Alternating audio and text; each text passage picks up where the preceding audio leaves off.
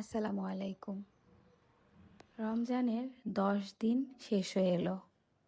রমজান মাস চলেই যাচ্ছে চোখের পলকে। সেই সাথে আমাদের রহমতের দিনগুলোও চলে যাচ্ছে। আমরা এই রহমতের মাসে আল্লাহর ইবাদত কে কতটুকু করতে পেরেছি হিসাব করেছেন কি? আল্লাহ আমাদের সকলকে তার এই রহমতের মাসের উসিলায় হেদায়েত দান করুক। আজ কিন্তু চলে এসেছি 10ম রোজার সেহরি নিয়ে। আজ দুটো আইটেম করেছিলাম আর দুটোই আমার অনেক বেশি পছন্দের। প্রথমেই ছিল শুটকি ভুনা। বাঁশপাতা শুটকি বেশি করে শুকনা মরিচ দিয়ে ভুনা করেছিলাম, আর করেছিলাম গলদা চিংড়ির দো পেঁয়াজি। চিংড়িগুলোর মাথায় ঘিলুতে ভরপুর ছিল, সেই সাথে পেটেও অনেক ডিম ছিল। যদিও ডিমওয়ালা চিংড়ি খেতে আমার ভীষণ খারাপ লাগে। পা দুটোও বেশ বড় বড় ছিল।